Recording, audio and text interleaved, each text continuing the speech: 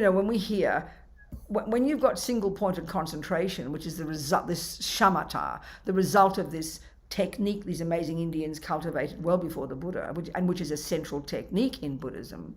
When you've accomplished that single-pointed concentration, so first of all, which part of you accomplishes it? Well, your body doesn't, your brain doesn't, your nose doesn't, your ears don't, your mind does. And the point is this: when you've got that level of concentration, when you've accomplished that with your mind, a person who's got that deepest focus, who's fully developed in this incredible level of subtle focus, they would look like they were dead. You would not any sign of life in that person. That sounds very bizarre to us, doesn't it? Because simply the level of mind that we posit, which is based upon the functioning of the physical body, which is the brain and the nervous system, that's just the tip of the iceberg for the Buddhist view about the function of mind. That's just in the Vajrayana model about the mind, this is not the sutra teachings, but the Vajrayana, they talk about we've got gross consciousness, which is the level of mind we function at day to day through our senses, through our body, with our brain working. Then you've got subtle consciousness. Now that's the only time we touch upon that is when we dream. And you've even got what they call very subtle consciousness, which is the subtlest level of our mind. We don't posit anything remotely like this in modern psychology because we relate it to the brain. But that's just the tip of the iceberg, the grosser level. So when you've got single point of concentration, your conceptuality has completely ceased. Your sensory consciousnesses have completely ceased. You're like fast asleep, but you're not asleep. You're awake at a subtler level. And this just sounds pretty abstract to us. You've harnessed the energy of your mind. You've completely subdued the grosser level, and you've gone to this subtle level of cognition, which is super clear, super blissful, super powerful. I mean, it really sounds abstract to us because you have no equivalent in the West, And in the long term, to do the job that Buddha says we need to do, to remove from this mind of ours all the nonsense, we need to accomplish this single-pointed concentration, and we'll discuss this over these 2 days. So this is where you have a completely different kettle of fish. Buddha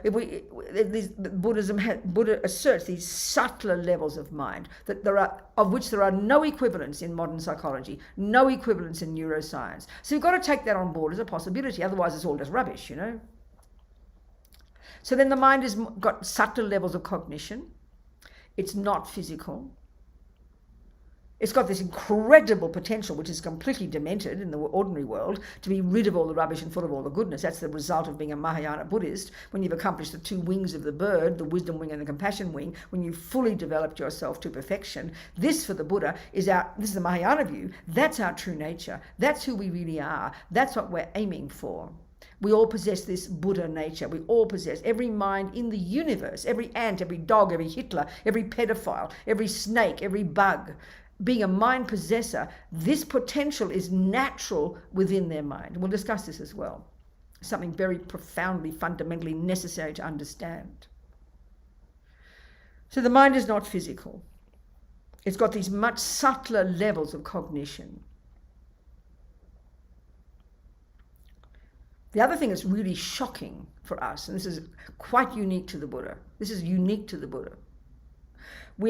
our mind is not the handiwork of anybody else. We either in the world, the main philosophical views, we can see that, are the religious ones, which usually posit a creator, or the materialist ones, which posit that mummy and daddy make us. So if we're materialists, we know we're physical, and we track ourselves back to mummy, daddy, grandma, grandpa, back to the monkeys. That's the evolution of a person, as we can, from the materialist point of view, isn't it?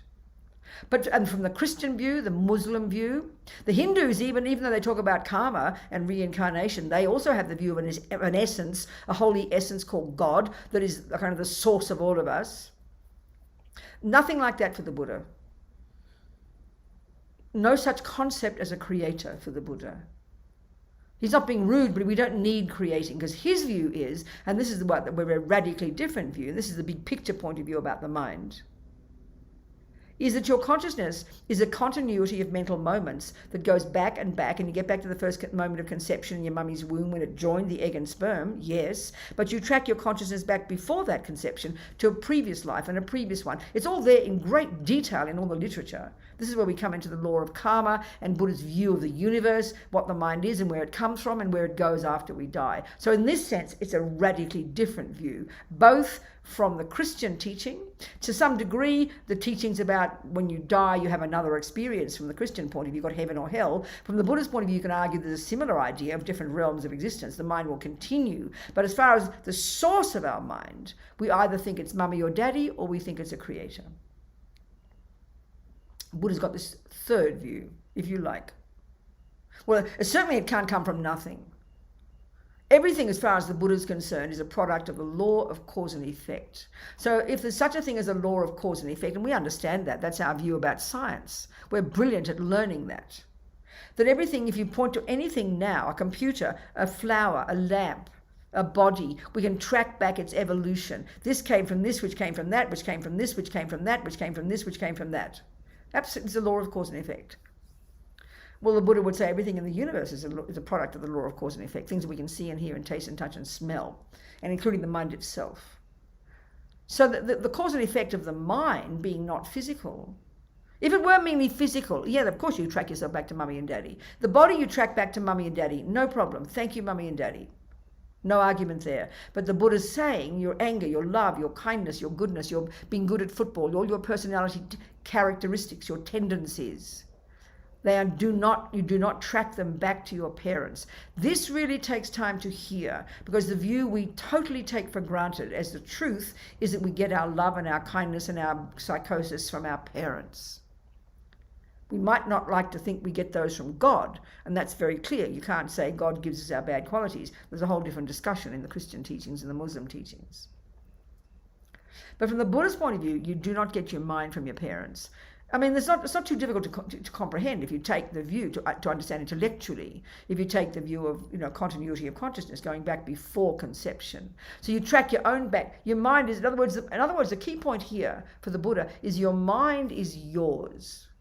We have mummies and daddies. They treat us in a certain way. We do have a brain. They do train us to do this and train us to do that. They do share habits with us. But the simplest way to put it from the Buddhist perspective, for example, my mother was a classical musician. And then when she saw her little Bobsy, me, she could see that I was good at music. So naturally we would say that Bobsy got her music from mummy. Well, no.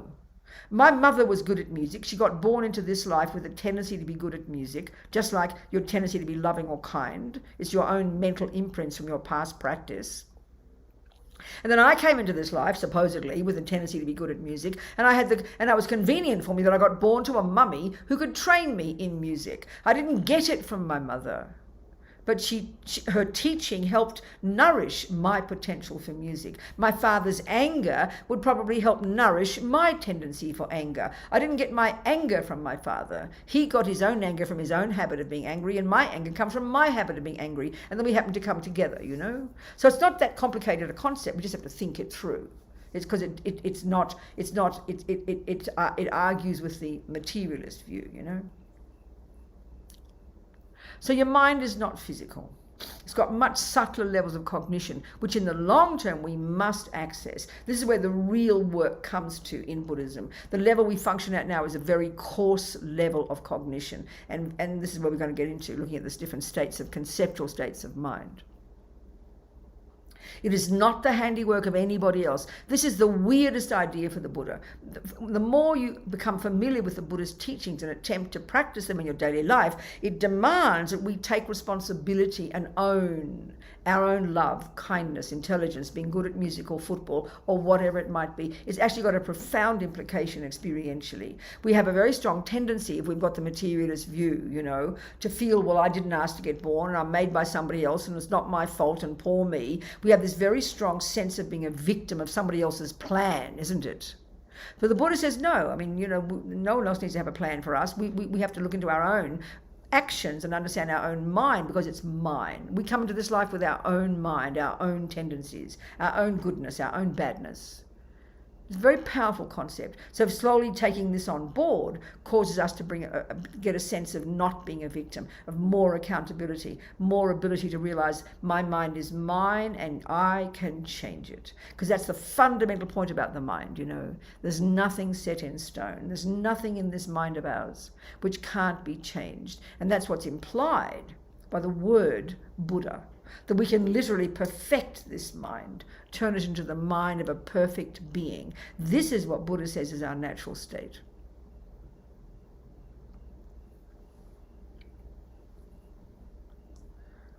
So, as I said, there's various ways. When we learn, there's a text, called in Tibetan called Lorig, Mind and Awareness. And there's some very good books published, and one very good book I really recommend is Geshe Tashi from London.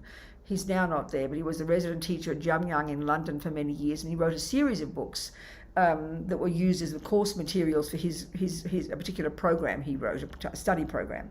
And his book is just called Buddhist Psychology. I'll show you this one. It's a very, very practical, very down-to-earth presentation of, can you see the cover here? Can you see this book? Maybe you've seen it. Can you see it closely? Buddhist Psychology by Geshe Tashi, published by Wisdom. There's a series, they're all looking the same design. There's a whole series in his series, and it's a really practical presentation of this classic presentation coming from this text that's studied in great depth in the monastic university system. Buddhist Psychology, it's volume 1. Geshe Tashi Tsering, and it's published by Wisdom. I really recommend it. It's very practical, and it's taught to Westerners, so it's taught with us in mind. And it's not that, the subject itself is really complicated, and it's taught at quite a sophisticated level in the monasteries. But there's a very nice presentation, and we'll just touch upon some of these. And I talk about the mind all the time. We'll be just touching on some of the things that he mentions in here about the mind. Right now I'm giving the background, and we need to hear this because our materialist views are so different, So I'll present in a slightly different way from how Geshe-la presents here, the way they present the way the mind works. So there's one way of dividing how our mind works is they've got the model of the mind, they call it the epistemological model of the mind, the actual technical way the mind functions. And then you have the psychological model, which is the contents of our mind. And these are two completely separate ways of understanding, but they're crucial to understand. And the first one, I always just mention a brief point about this first approach. The mind has two ways of cognizing things. It either cognizes things through at the way we are now. We have sensory consciousness. And this is a really major point to understand. This tells us, but taking this Buddhist view really explains to us why we're so confused and live in and really misunderstand the way our mind works from the Buddhist perspective, obviously. So the sensory consciousness is pretty evident. This is absolutely dominant for us because it's the body, isn't it? So if we take our materialist view, we virtually think this is me. We are only the body. We don't posit anything else. If you're a Christian, you posit a soul. If you're a materialist, you only posit the physical. Now it's interesting these days, because of these amazing conversations with His Holiness over these last 30-40 years, and they've all been published, they're extraordinary. People in the materialist world are really questioning many of their assumptions, about what consciousness is, what the mind is. I always quote this. When I was working on a book of Lama Zopa Rinpoche's about how to, deal with death, it's come out now as a paperback, and it's called How to Face Death Without Fear. It's a brilliant book. It's really excellent. When I happened to edit it, but I was working on it, and I remember at the same time I was reading a book. I always quote it. You might have heard me say this. I read a book by an American medical journalist called The Undead. It's not about zombies. It's all his own research. He writes about, in the medical profession, American journalist in the medical profession, and his expertise is death. So he's done all this research, and the whole book was about the difficulties and the problems and the contradictions now in the American medical system in all the different states. There's real confusion now, about exactly when death occurs, what life is, based upon the whole business of taking organs, cutting out organs and giving your organs after you've died. Because, for example, he talks about this.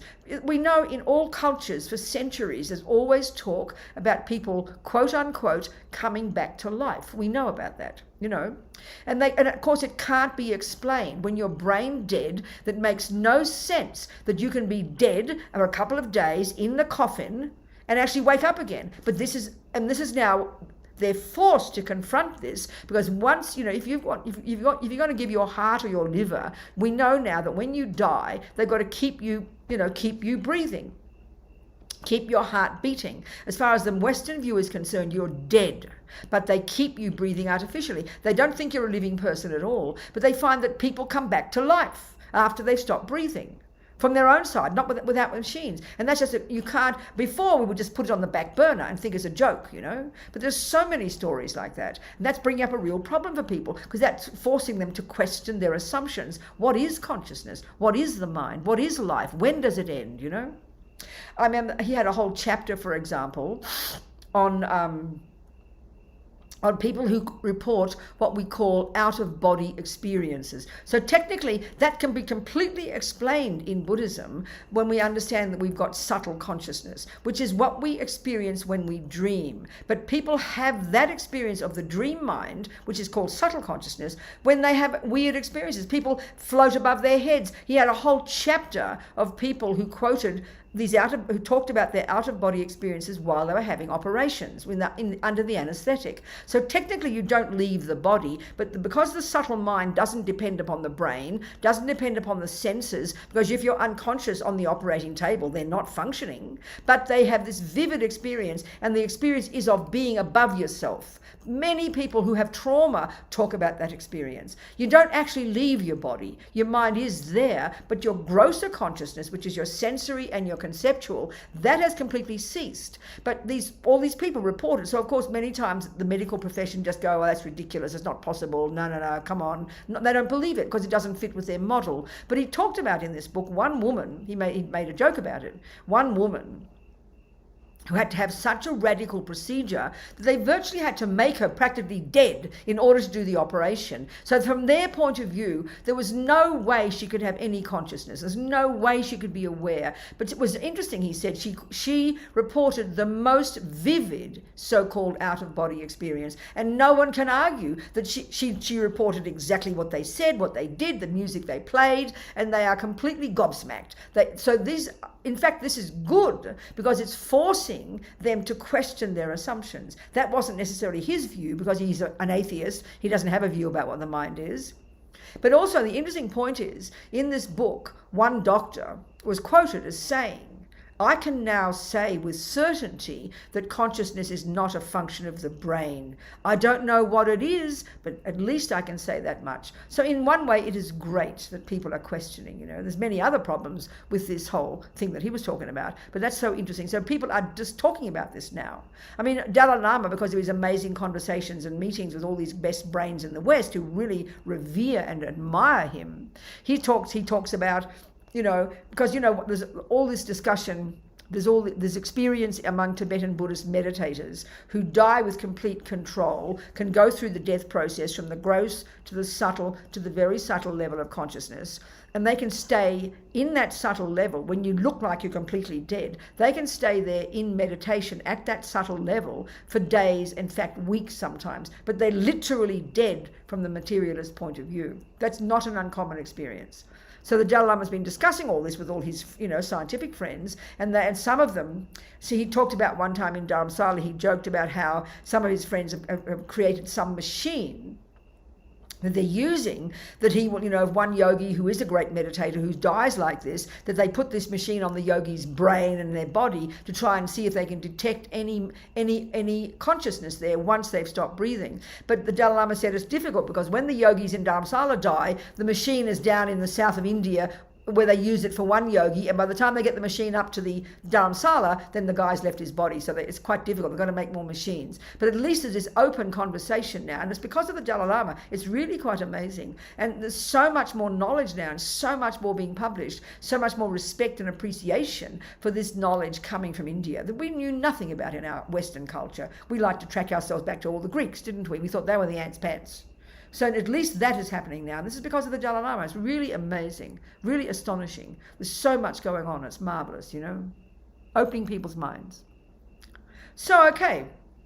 So this mind of ours then, we've got, you study the epistemological model, and it's really quite extraordinary. And Geshe-la talks about this to some degree in this book, and it's totally fascinating. It really is fascinating how the mind functions in the way that Buddhism is describing. We're not discussing the physical. So there's simply a way to talk about it, and there's a particular teaching, a really strong meaning to come from this particular discussion. And I've mentioned this many times before. So, okay, we've got the sensory consciousness, which is, and I'm going to spell it out, that part of our mind, and remember our mind isn't physical, that part of our mind that functions through the medium of the eyeball and the ears and the skin and the nose and the tongue, the physical components. Now that's the body, that's not mind. The tongue is a physical thing, but it's imbued with taste consciousness, the part of our mind that functions through the tongue and all the bits and pieces to have an experience of taste. You have ear consciousness. There's the eardrum and all the bits and pieces, which is physical, that is joined with that part of our mind called ear consciousness that enables us to cognize sound. The same with the eyeball. It's not the eyeball that sees things. It's the eye consciousness that's joined with the eyeball. This is a crucial point. This is a crucial way that Buddhism would say it. So the point is this.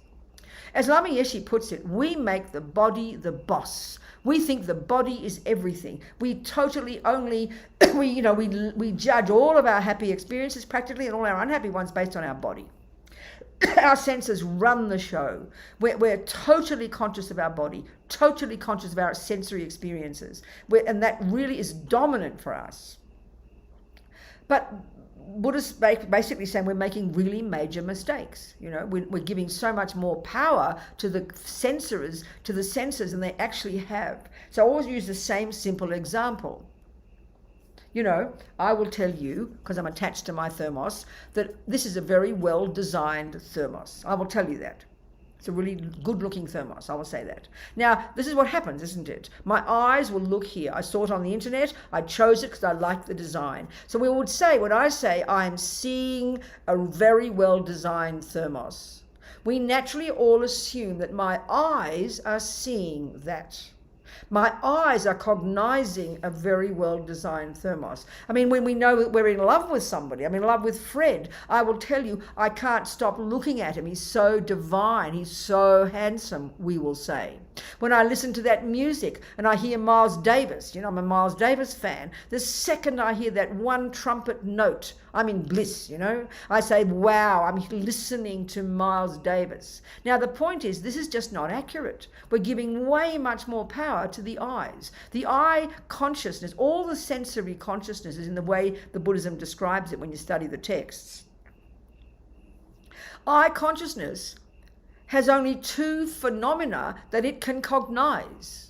It's the senses for the Buddha. Sensory consciousness is profoundly limited in its capacity for cognition.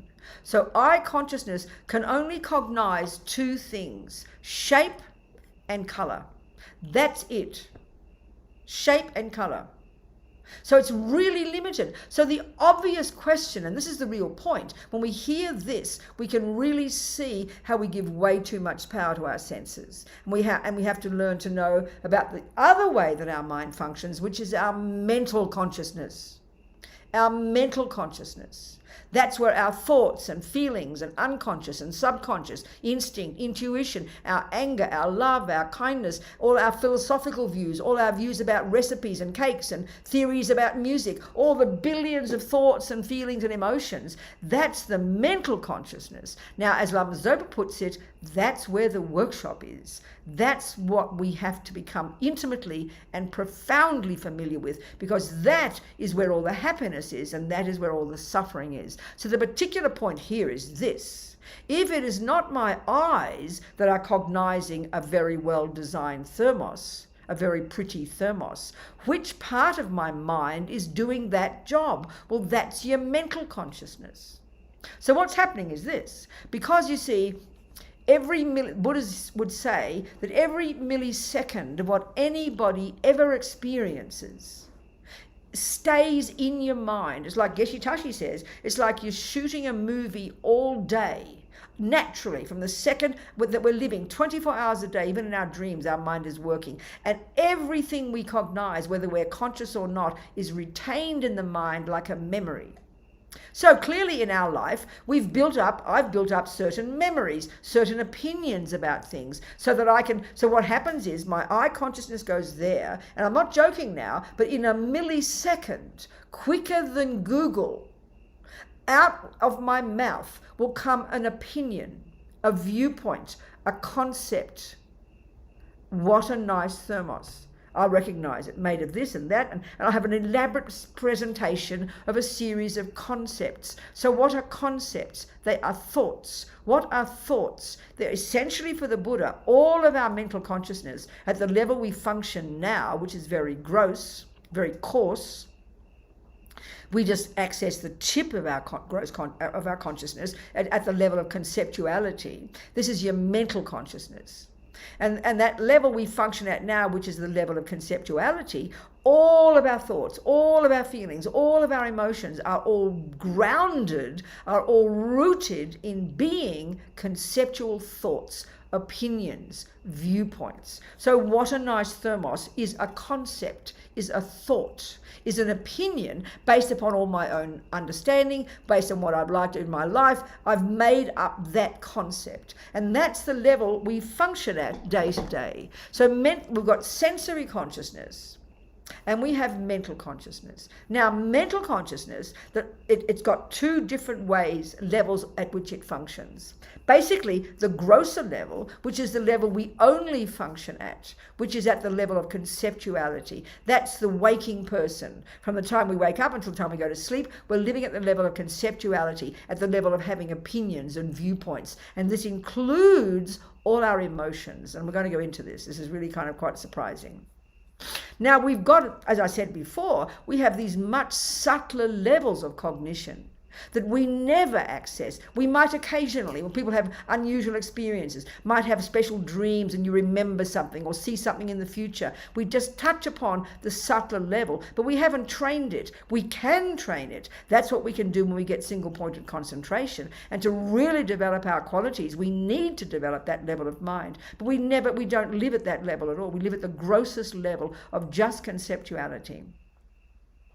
So we need to access, eventually, when we've got concentration and we've learned to know our mind well and to begin to subdue our mind, to subdue the delusions and the neurotic states of mind, we can really begin to develop these much more profound, more subtle, more potent, more powerful, more capable levels of mind. And that we need to develop those to do the job that Buddha says eventually we must accomplish, which is to rid the mind of all the rubbish and grow all the goodness. So we live at the grossest conceptual level. So basically, that is a nice thermos. Fred is handsome.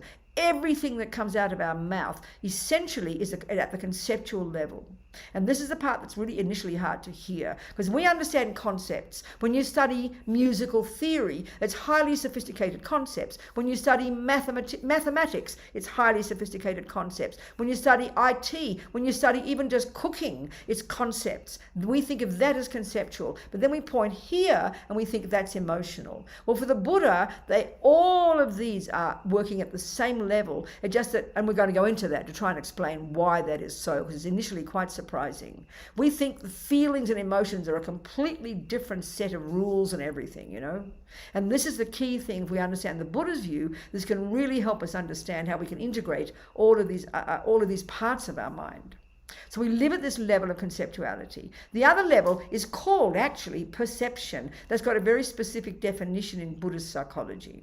And when you've got perception at a mental level, that's when you've really got advanced levels of meditation and you've gone beyond the conceptual level. And it's a whole nother kettle of fish. And it's a bit abstract for us because we can't even conceptualize what that means, because we live at the conceptual level. That's the only level we know, you know. So, okay, the key point I want to make here, just at this level of the epistemological model, is we've got mental consciousness and we have sensory. And they all work intimately together, obviously, but we have to learn to distinguish the difference. And this is quite a revelation when we can understand this, because the senses are so limited. I mean, they're completely limited. The ears can only hear sound. Touch can only feel rough or smooth. So what we don't see is, because our mental and our sensory are so linked together, and we don't realize that the major component that's involved in saying that is a nice thermos, that's my mental consciousness. My eyes see bare bone, shape and color. The rest is a story made up by my mind. And this is how we live our lives. So we need to see the difference. It's quite enormous, you know. It's huge, actually. So now let's look at them at the psychological model of the mind, which is the components of our mental consciousness. So we're talking here at the level we function at, which is conceptuality.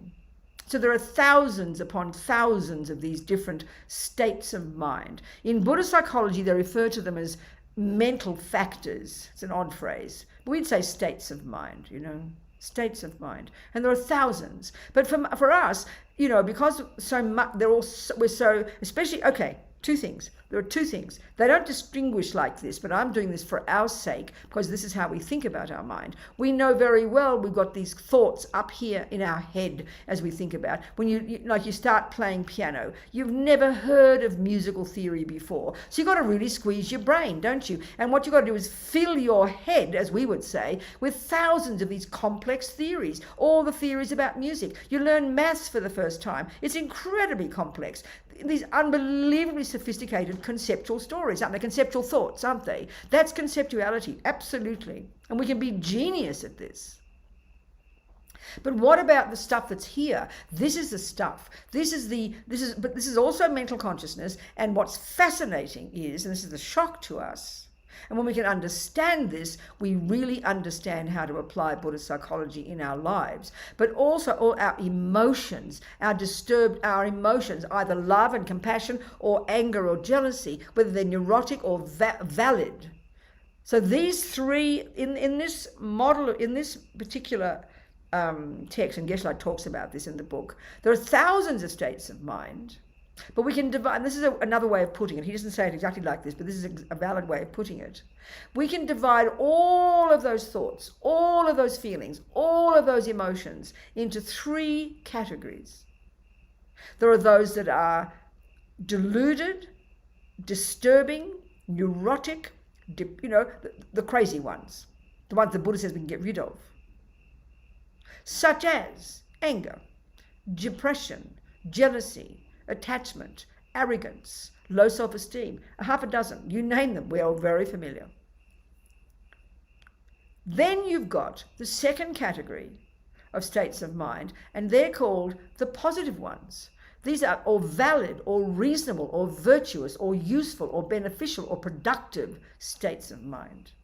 So these have got a very particular characteristic, these so-called negative or sometimes non-virtuous. Broadly, they're synonymous, but not precisely, but it's enough for us to know now. They're the neurotic ones. They're the ridiculous ones. They're the ones that are the source of all suffering, period. It's a very clear presentation in Buddhist psychology. They all have two main characteristics. They're disturbing, meaning the degree to which you have any attachment, anger, depression, fear, jealousy, low self-esteem is the degree to which you are miserable, just necessarily. It's their nature to be miserable, to be disturbing. They're all rooted in fear. This is very fascinating. We'll go into this. So, of course, we're super familiar with them. They dominate our lives. We define ourselves in terms of these 90% of the time. We believe they're at the core of our being. We completely don't seem to have any control over them. I mean, look at the world. And they are the source of what we do with our body and speech that impacts upon others. Look at the world, you know. So then you've got, Buddha will talk about 84,000 of these. I keep asking, where's the text that mentions the 84,000? And nobody can tell me. So maybe Buddha did talk about that, but maybe they haven't got, but it must be somewhere, something. But all of these subsume to three. And if you read any Buddhism, you all know about the three poisons, the three toxic emotions. And we'll go into these, the three of these. And when and I mean, if you've heard me talk before, we all ever talk about it. I feel like a fraud sometimes talking about the same thing all the time. But this is the substance of Buddha's teachings. This is the heart of Buddhist practice. When we can understand these parts of our mind, we are really applying Buddha's teachings and will really get results. Then we'll go into these before. So then the second lot are the positive, virtuous, reasonable, valid, useful, beneficial, productive states of mind. So in other words, the extent to which you're caught up in the first lot is the extent to which you suffer. The extent to which we're caught up in the second lot is the extent to which you're happy. I mean, guess what? So simple. So the Buddha's view, like we just said, and with the word Buddha, these positive ones, these are at the core of our being. These are indestructible. You can't get rid of these. This is a very fascinating view. These are like, I use the analogy of water. It's a really nice analogy for the mind. What we know that water in its nature is pure, clear stuff. 2 bits of H and 1 bit of O. But we know it can be polluted. And you could have that glass of water, you could drink it and die an agonizing death if it's full of pollution. But we all kind of know that pollution is not integral to the water. It's not in the essence of the water. It's not you can remove it. It's a simple analogy for the mind, but it's quite a shocking one, because we assume that pollution, which is anger and jealousy and depression, is normal, and you'd be abnormal if you didn't have it. In other words, it's almost like water's been so polluted for so long, we just assume it's H2O P27 or something. Pollution is natural to water. That's how we feel. And it's a revelation to hear this, that the pollution, if you like, is adventitious. It can be removed from the mind. So the H2O of mind is love, intelligence, wisdom, compassion. And it doesn't appear to us naturally like that initially, because we don't have this view of the mind. But the more we understand the Buddha's analysis, the more this is logical, and it gives us great courage, because that's who we really are. This is who we really become when we've rid the mind of all the pollution. This is fully developed then. That's what a Buddha is, Now, the third category of states of mind is very interesting. They normally talk about negative, positive, and neutral. Well, neutral is kind of misleading to us because it sounds like they're not important. That's not the meaning at all. That's why I like to call this third category like the mechanics of our mind. So, for example, concentration.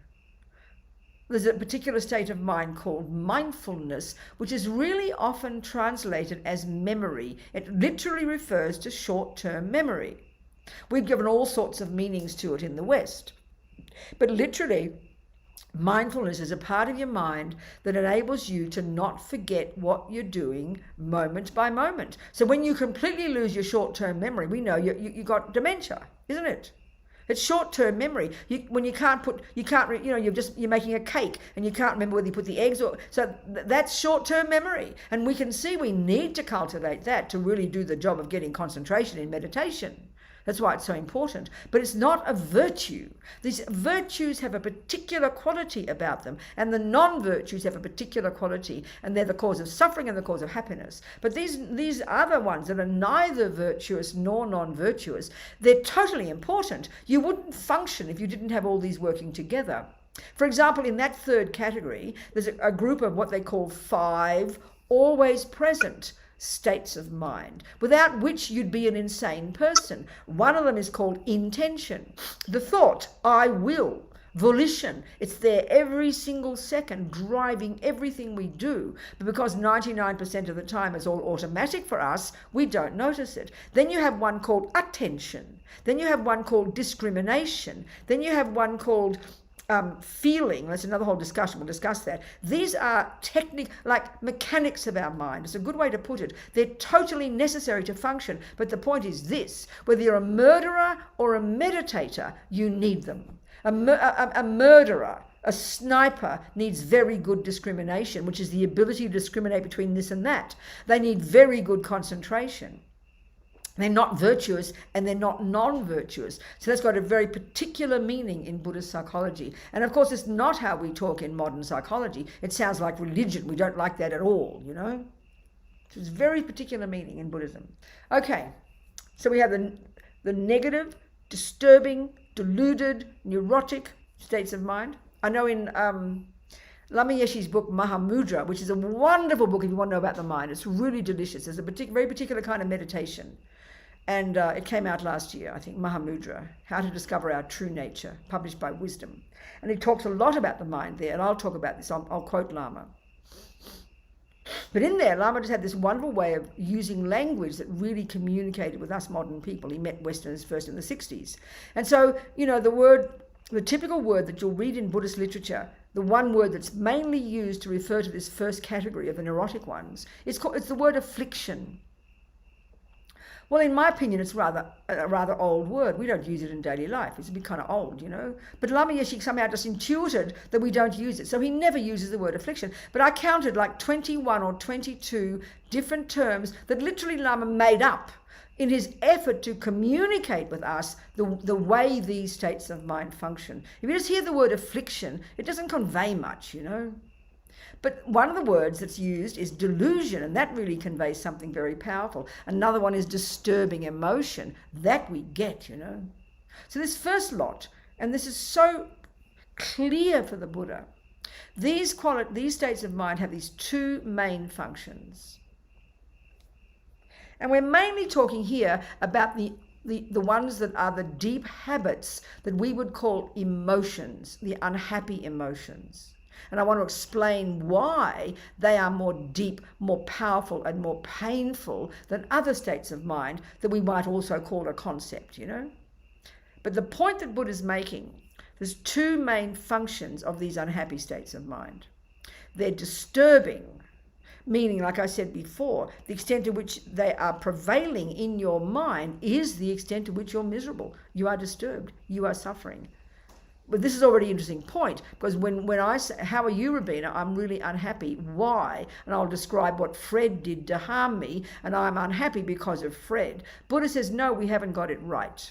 I'm unhappy because I'm angry. I'm unhappy because I'm depressed. I'm unhappy because I'm jealous. Yes, Fred did cheat on me, no argument, but this is a major point when it comes to the Buddhist view of the mind. This is the shift that is such a difficult one. It's so subtle. It is so hard to do this one. Because we are so addicted to the external world, to the physical world, the world out there. And as far as we are concerned, the world out there is the main source of my happiness. And the world out there is the main source of my suffering. For the Buddha, no. The wrong analysis. It's not totally wrong. Fred did cheat on me. Not appropriate. Fred punched me in the nose, not appropriate. That did happen. But that's the Buddha's analysis, is that's not the main source of my suffering. And then Fred being kind to me is not the main source of my happiness. These words are very simple to memorize, but unbelievably hard to see the truth of them, to really apply this in daily life. But this is the point about Buddha's view of the mind, that what goes on in the mind is the main source of all happiness and all suffering. It's extremely hard to see it initially. And even if we're good practitioners, we fall into the trap of believing the delusions, the lies that attachment and anger tell us, that the problem is the external thing. This is very hard, quite sophisticated understanding, quite difficult to see. So these states of mind are deeply disturbing, but their real function, which is hard to see, which is necessary to see eventually, is that they because they are rooted in being conceptual stories. So anger, we could spend all this time and all tomorrow just on this analysis, and it's still quite hard to see, you know. That these states of mind that we feel so disturbing, so much pain, and literally physical. When we're jealous, look at the pain. It's literally in your body, isn't it? You can't think of anything else. You can't even imagine that you're having any thoughts. It just feels totally physical and unbearable. Anger, the same. Look at anger when you see a person shouting. angry, shouting, words coming out their mouth, spit coming out their mouth, their body is shaking, their heart is beating fast, the blood is racing. It's the most physical experience, isn't it? So it's a shock to hear that that's not anger, that's just the physical expression of anger, which in that person, because they've practiced those angry thoughts for so long, and we come programmed into this life with them, that they've so practiced, so habitual, and because of the relationship between mind and body, and this is something that's, again, unique, the unique approach that the Buddhist Vajrayana model takes, which is similar to the Tibetan medical system, that the body and mind have this intimate relationship, not in the way we understand it in the physical world, too, in the materialist world, we understand that analysis, but the very particular one that they have, like the Tibetan medical system uses, which is similar to the Vajrayana. We've got, like I said before, we've got gross consciousness, which is inextricably linked to this gross body. Then we have subtle consciousness, and that's inextricably linked to a subtler level of our physical energy. This is similar to the Chinese system, and it's similar to the Hindu system, the Ayurvedic one. And this is still how we used to talk in the medieval days about the body and the health. We've got this subtle nervous system and these subtle channels through which are coursing all this subtle air energy or prana, all throughout these different channels. And this is how they describe it in the Tibetan, in the Vajrayana model, which is similar to the Tibetan medical, that all your different states of mind, like anger and love and compassion, it sounds so abstract to us, are mixed with those wind energies coursing through these different channels. So what's happening is when you've got the habit to be angry, which means you've practiced it to perfection, you've got these angry thoughts, and we're going to do the analysis of how they are thoughts. We'll do this later. We'll analyze and unpack and unravel what anger actually is at a mental level. It's a series of conceptual stories, of very strong opinions about something. Because I've practiced it so often, it just explodes immediately, impacts upon the physical body, and literally when you're shouting and yelling, you can see it. There's a storm going on in that person's body. And all of our states of mind have that impact, especially the emotional ones. That's what we mean by the emotional ones, and that's why we think that they are physical, but the physical is merely an indicator of what is going on deeper in the mental consciousness itself, and these deeply habitual practice conceptual stories. Anger is a conceptual story, attachment is a conceptual story, jealousy is a conceptual story, and we have to go beyond the body, beyond the physical component, begin to listen to these conceptual stories at a deeper level so we can hear them and argue with them, because Buddha's saying they're a load of rubbish. They are not rooted in reality. That's why they're referred to as being delusions. They're over-exaggerated, distorted assessments of something. That's the mental component. But because we're so familiar with these thoughts, we're programmed with them. We come into this life program with them. They are deep habits. We don't even notice the conceptual level of it. We only notice the physical feeling. This is the major obstacle for us to get in touch with our minds. And that's why we need concentration. That's why I need to focus. So we can go to a deeper level and begin to listen to these elaborate conceptual stories that are running our lives from the moment we wake up until the moment we go to sleep. But we don't even pay attention. And this is the tragedy. We don't pay attention to what goes on in our mind until it's vomiting out the mouth. And that's just too late. So we've got masses of work to do. But we first have to hear the way the mind functions, what it is, how it's conceptual, what does it mean conceptual, to really unpack and analyze in this way is very, very beneficial. And then we understand the relationship with the body, and then we learn to go beyond the physical, to get to listen to all these crazy stories in our head that are raging on all the time. But we don't pay attention until they're screaming, and then it's just too late. Not too late, really, but we need to start paying attention well before they get to the level of being physical. That's what we have to learn to do. That's the real skill we have to practice. That's when we can really begin to harness this crazy energy of our minds and become super familiar with all these thoughts, That's the negative ones, the neurotic ones, the painful ones, the disturbing ones, the deluded ones. Then you've got the virtuous ones. They're also related to our body. When a person's got a lot of compassion, you feel the tears coming, your heart beats. It's exactly the same, but it's still conceptual stories. So what's the difference between the virtuous conceptual stories and the non-virtuous ones? This is the thing that's unique to Buddhist psychology. Quite unique, okay?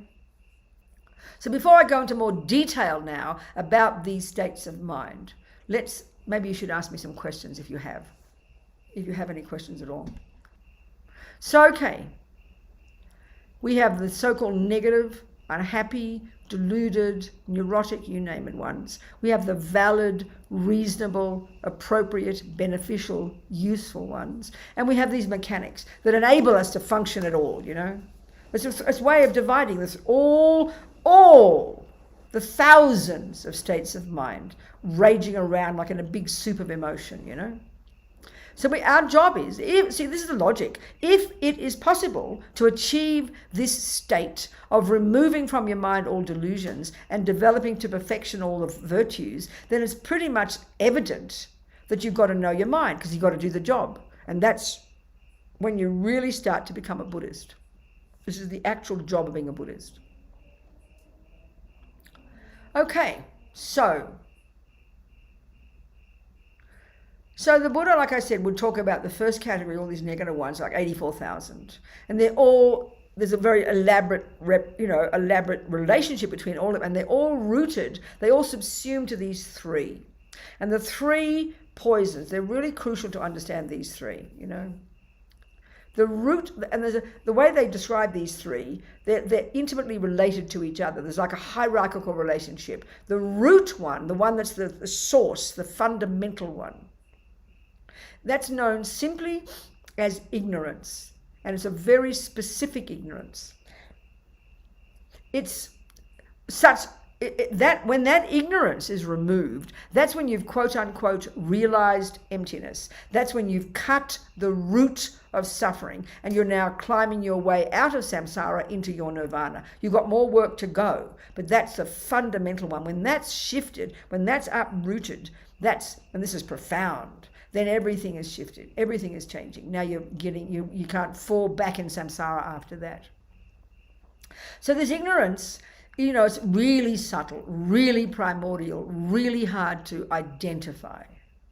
But its function, the way it causes us to feel, it's rooted, its nature is fear. It's this primordial misconception about the very, literally the ontological status of oneself itself.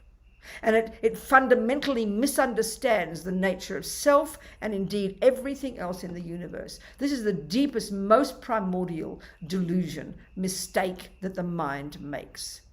And it's known colloquially when it's related to oneself, this ignorance.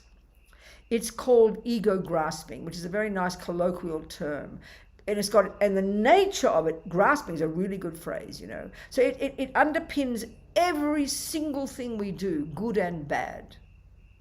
So its main function, and this sounds pretty abstract to us, is to cause us to believe primordially and instinctively and totally and absolutely without question that there is a solid, real, definite, findable, pointable, separate, bereft, poor little mini me in there somewhere. And it's not a happy one at all. Speaking really roughly.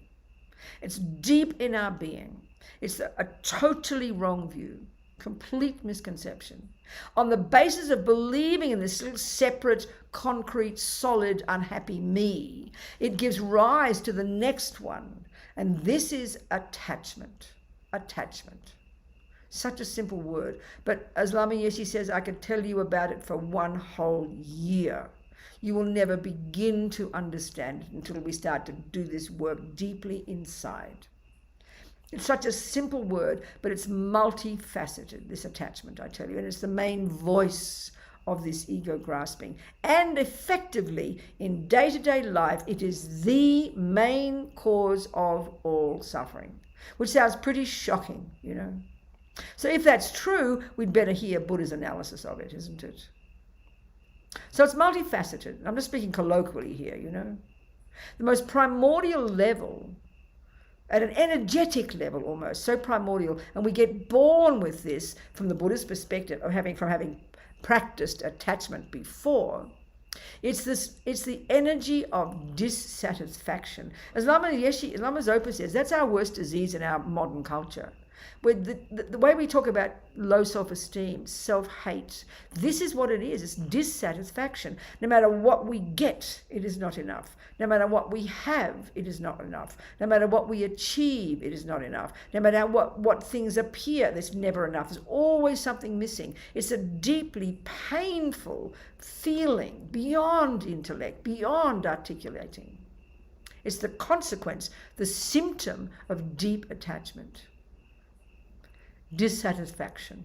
So because of that dissatisfaction, the subtlest level, it gives rise to the next level of attachment, which is obvious. Then if you feel there's something missing, so you're desperately looking for something to fill up the gaping hole. So what is that? Well, because we have this demented sense, and this is because of the ego grasping, this demented sense of a separate, lonely, bereft me, and then the world is all out there, isn't it? There's this little me floating through life, miserable, unhappy, dissatisfied. So the next level of attachment is to look like a vampire, to search for something out there, which is the objects of the senses. This is the obvious next level of attachment. So we hungrily, this is like an emotional hunger, trying to fill up this gaping hole, looking for something out there. The objects of the senses is the most obvious first level. And it depends on your karma, depends on your personality. It could be cakes, it could be bodies, it could be handbags, it could be anything. It could be money, it could be whatever. And it also could be, due to negative karma, the habit to do harm to others, like kill or steal or lie. That's driven by attachment, the craving to do those things. One of my friends on death row, Mitchell, who's a Buddhist in Kentucky, he talks about one friend there, I know him, on death row. And he said, Robina, he thinks of torture all the time. That's due to his terrible past, sad past karma, that he's hungrily wants to harm others. He doesn't know why. It's a past habit. This is where we factor in karma, which is another whole discussion, So depending on your karmic propensities, it'll be food that you're attracted to, money, power, whatever it might be, a multitude of things. Believing and this is the next function of attachment, it believes with absolute certainty, this attachment, that when I get that, it will make the pain go away. It will satisfy me. It will make me happy. This is all unspoken. This is totally programmed in our minds. Totally programmed. This runs the show for all sentient beings. Ants, dogs, humans, you name it. This is what drives this constant sense of, it's like an emotional hunger, something missing. There's a gross level of attachment. So the next function of this attachment, with the belief that when I get it, I'll get happy, then the next level of attachment is to manipulate, to control. We talk about control freak. That's exactly attachment. Determined to get that thing. We will do anything to get that thing. That's the control freak. That's attachment, next level of attachment. Then what it does, and the heart, the key function of this attachment, this is why it's called delusional, is that it's an over-exaggerated belief in the deliciousness of that object, and the over-exaggerated belief that when I get it, it will bring me happiness. All this is embedded in our minds. The Buddha would say, from countless lives of practice. So we'll manipulate to get it. And then the next function of attachment we all know is this massive, delicious anticipation. And then the getting of it. And then the possessing of it as mine. All of this is a function of attachment. This runs our lives. Now, luckily, fortunately, we have got access also to our virtues. And this is an interesting analysis in Buddhism. We can see some people in the world, forget yourself, who are really what we'd call psychopath, totally self-centered or narcissistic, totally self-centered, totally selfish, totally manipulative. That's because they've got they've got attachment just like we have, but they can't access their virtue. So our virtue is our saving grace. That's why it's hard. If, we can have lots of love and kindness and patience and forgiveness. That tempers our attachment. Aren't we fortunate? But if you don't have much access to your kindness and your love and your compassion, then your attachment will run rampant. And this will be so evident. Look at people's behavior. We've all got both. But, some people have more access to their non-virtues and can't even access their virtues, can't even access their love and their kindness and their empathy, because their attachment and their anger and their arrogance drive them completely. So how fortunate we are that we can have access to our virtues. That's our saving grace. And that's why we have to distinguish between them. This is the unique approach in Buddhist psychology,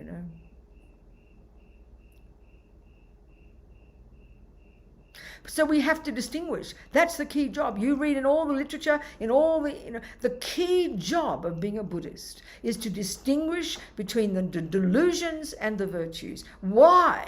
Because the delusions, we want to get rid of them, and the virtues, we want to grow them. We want to end up being a Buddha, where we're free of the delusions and full of the goodness. This is the heart job of being a Buddhist. Anything you ever do as a Buddhist, whatever prostrations, or you take vows, or you do this, or you do your mantras, or you do your meditation, or you do anything, the reason you study, the reason you do anything in Buddhism is to do this job. This is the heart job of being a Buddhist. This is the job. Lessening delusions and growing the virtues. That's it. And all the other things are tools to help us do exactly that. And if we don't get that, we're missing the point completely.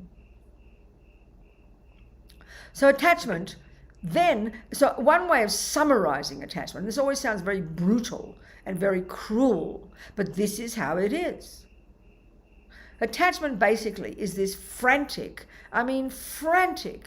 junkie in us that is so desperate to always only get the nice things. It can only bear the nice things. And another even more brutal way of putting what attachment is, it is frantic, desperate hunger to get what I want. It's the main voice of I. That's why when you see a person who's like totally narcissistic or a psychopath, you see it nakedly, because there's no virtues in the way. You just see their naked attachment. Naked, getting what I want. If you mainly had attachment for Fred but didn't have much love, you would eat him for breakfast and spit out the bones.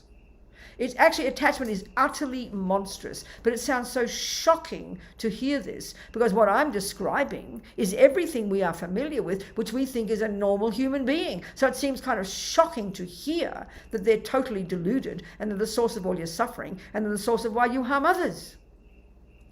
It's very fascinating. Venerable Robina, there's a question. Good. Okay, what is it? Susan's asking, can the desire to learn more about Buddhism or meditation techniques, for instance, be considered an attachment?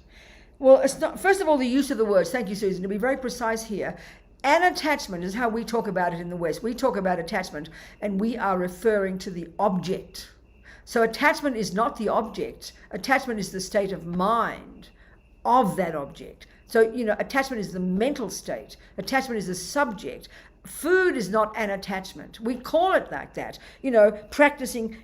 co-practicing Buddhism. So in other words, can we be attached to being a Buddhist? Well, I'll tell you something, Susan. If you're attached to your Buddhist practice, you're a very unusual person, and I'm delighted for you, because it's a stepping stone to actually doing it. But if it's only attachment, then that means you'd be the kind of person who's got this fantasy of what meditation is, and you sit down to do your meditation session, you're totally self-centered, and you say to your partner, "Excuse me, stop that noise, I'm trying to practice." And you sit there so self-centered. If it is that, it won't last, because the point about attachment, Susan, is it's not sustainable, because it is a fantasy about the deliciousness of something. So if you can have a fantasy about the deliciousness of Buddhism, well, if Buddhism is a valid thing, Buddhism is a practice of virtue. So if you can have a fantasy about the benefits of virtue, then I don't think you've got a problem, honey, because it's not a fantasy, it's a fact. But of course, if you're attached to it, it would mean you'd just be selfish. And it wouldn't last. You get bored because attachment's not sustainable. That's why you've got to know your mind. You've got to know your mind. You've got to know your mind. You've got to distinguish between attachment and the aspiration to do something virtuous. And that's where the other problem can be when we hear about attachment and then we misunderstand what it means. So we throw the baby out with the bathwater and we think I've got to become detached. Oh, would you like some tea, Robina? Oh, no, thank you, I don't mind. Would you like coffee? Would you like this? No, no, thank you. You become like a more boring person. That's not the right way to see it. That's not giving up attachment. That's becoming boring. So it's much more nuanced than that. We have to see the difference between attachment and, for example, a virtuous wishing for something, which is an aspiration to be of benefit to others. So if you're attached to your view of yourself as being an important person, look at me running around helping others, then clearly that's not virtue. It's better than nothing that you're helping others, absolutely. But again, it won't last because you're attached to your reputation. That's not really being attached to helping others. If you're attached to helping others because people like you because of it, you're not really attached to helping others. You're attached to, you do it because you want to be liked by people. That's, of course, but it's much more nuanced than that. It's much more clear than that. So that's why we have to know the difference. We have to see our minds and distinguish between delusions and virtues. I hope that's clear, Susan. Good. Are there any other questions? Peter. Venerable Robina, yes. Thank you for the discussion tonight. Good. My question is about neutral. Yes. I'm thinking about like a compassion meditation. I think of a loving family member or a dear person. I'm thinking of a person who makes me uncomfortable. Yes. Then I think of a neutral person. Yes. That's the sense of neutral I get, but okay. I couldn't quite follow your explanation of neutral. Okay. There's different uses of the word. Thank you, Peter. So in that respect, really, the neutral one. See, I think neutral is a problem because it's not really neutral. I mean, if you think of the objects of the three poisons in terms of sentient beings, like in your discussion, the object of attachment is called a friend. The object of aversion is called an enemy. The object of indifference, which you could say is a bit neutral, but it's couldn't care. That's a stranger. And that's very much related to attachment. So because I've got attachment for Fred, I also love and have compassion for Fred. That's having compassion for my dear ones. Then I'm brave enough, I'll also have compassion and try and cultivate compassion for the person who harms me. But also the third one, which you're calling neutral, is really the stranger. Because a stranger is a person who by definition has neither harmed nor helped you, and therefore by definition about whom we are indifferent. So indifference here is what you're referring to, indifference, not caring, which is really a very strong delusion. But in the other analysis, if we look at the three types of states of mind, anger is an example of a deluded negative state of mind because it's rooted in the misconception of I. Love is a valid state of mind because it's not rooted in I, it's rooted in interdependence and it's connected to others, and you see another and your heart reaches out and you want them to be happy. That's a valid state of mind. But the third ones aren't meaning neutral in the sense of being indifferent, not that at all, but they're concentration is a brilliant state of mind, a necessary state of mind. But a good sniper would have excellent concentration, but the concentration itself is a means to an end. So if you're a sniper who wants to kill people, you need good discrimination, which is the ability to distinguish between Fred and Mary.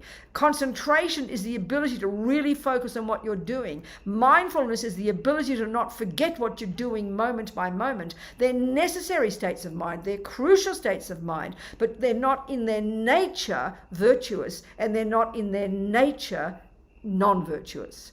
They're simply like, as I call them, mechanics. Does that make sense or not? You look a bit doubtful, Peter, still. Okay, it makes sense. I mean, I see the concept of having compassion for a person who harms you. I mean, that's clear as a beginning Buddhist practitioner, right? That's what I aim for. And the indifference, that helps. I understand being indifferent to is equal to same thing as neutral, right? Well, that's why I wouldn't say, no, you see, no, I don't think that's the point. No, Peter, I don't agree with that. That's not really the analysis. I think the use of neutral is a bit confusing here. In that, I mean, neutral, you see, okay, when we're working on our mind in the very beginning, what we're trying to do is stop following attachment and stop following anger. So you could argue we're trying to just get some equilibrium and don't have either. You could argue that's a neutral state. That's a necessary thing to cultivate at the very beginning stages when we're out of control with attachment and out of control with anger. Neutral there is neither attached nor angry. That's a good state of mind, but it's a cautious state of mind. Do you understand that point? That's neutral. I could argue that's neutral because you're playing safe. You're being careful. But as we progress more radically in our practice of compassion, which is what you're talking about, then you wouldn't want to be neutral. You would only want to have love and compassion for every single being. Now, right now, being samsaric, we have attachment for the beloveds, we have aversion for the ugly ex-wife, and we have complete uncaring indifference, which is a really gross, ignorant state of mind. It's not a good state of mind. It is not a neutral state of mind. We have indifference to 99% of the universe. That's deeply deluded. That's a different discussion. So neutral in the sense of being not angry and not attached, that's a necessary state of mind, especially when we're really beginning our practice. We play safe. I would say that's the meaning of neutral there. Now, in the discussion I'm having here about the actual components of the mind, speaking technically of the three categories, there are those that are deluded, based on ego, the source of pain and the source of harming others and the source of suffering. We want to get rid of those. That's clear, right? You agree with that?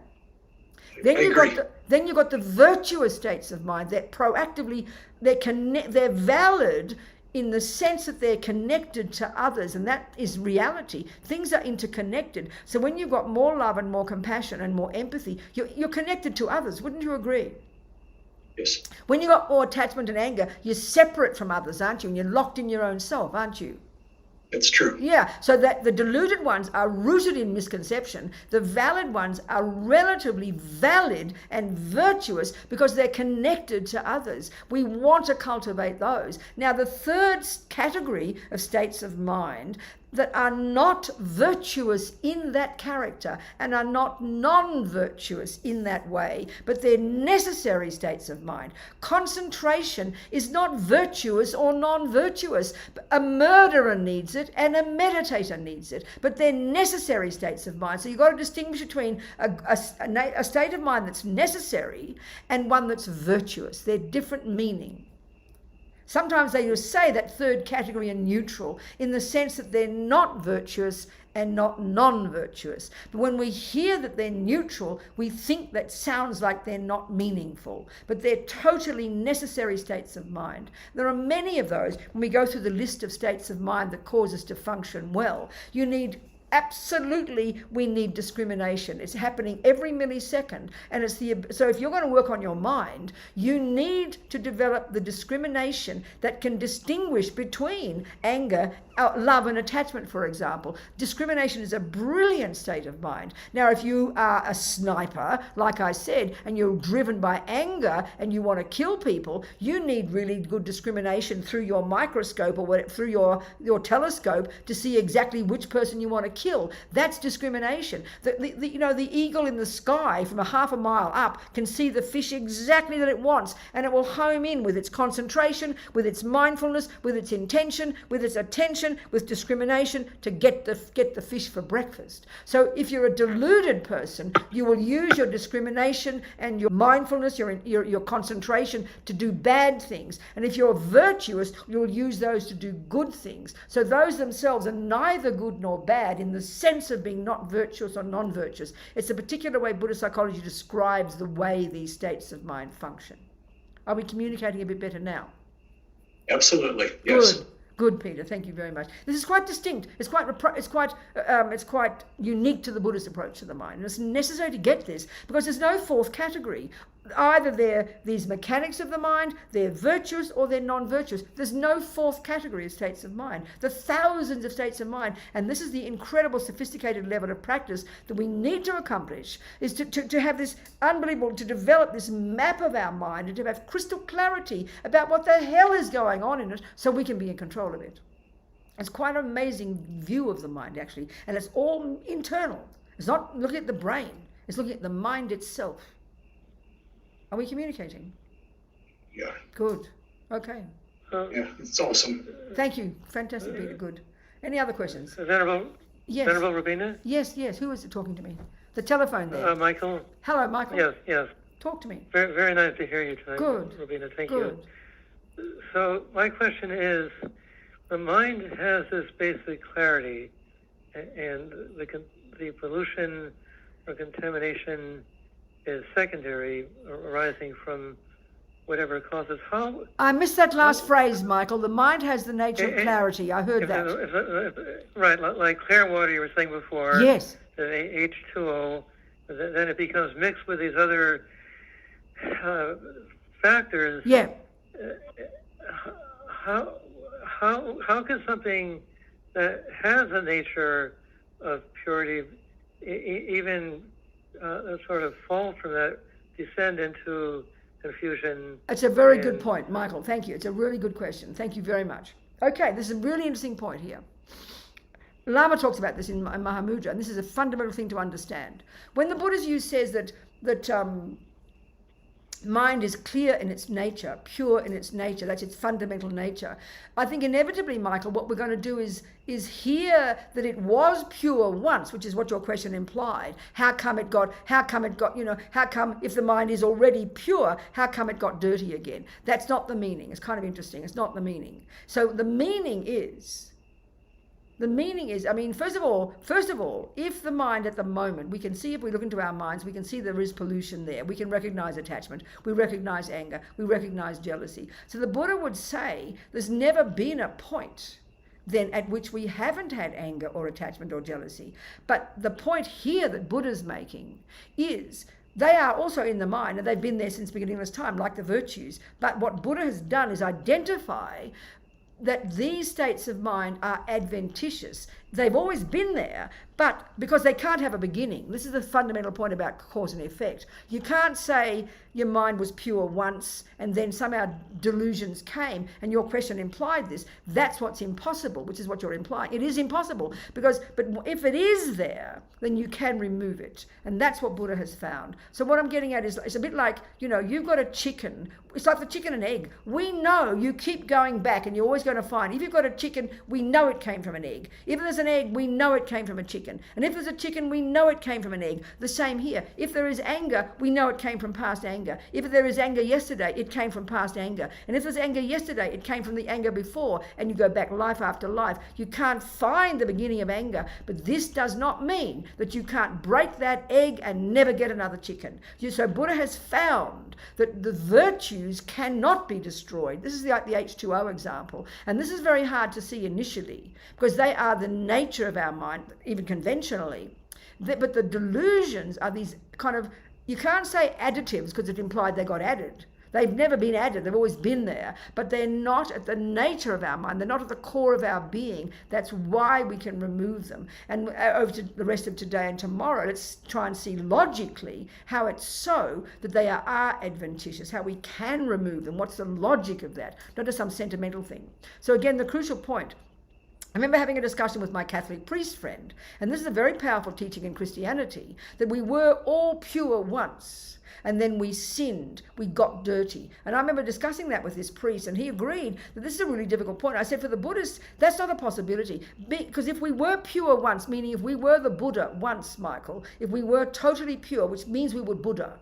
If we were Buddha, there's not a possibility.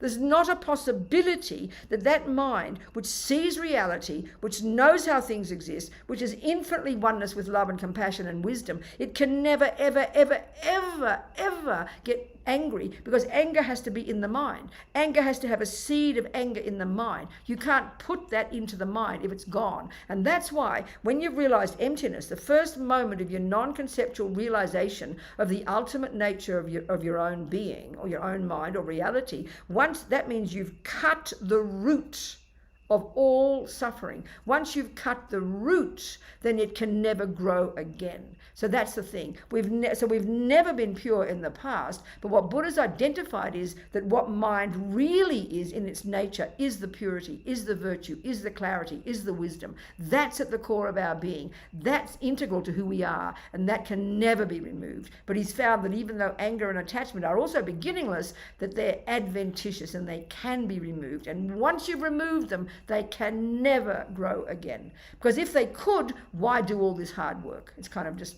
depressing. I'm a little bit struggling to track with you, Robina. Sorry, say it again. What? Anger. I'm trying to track with you.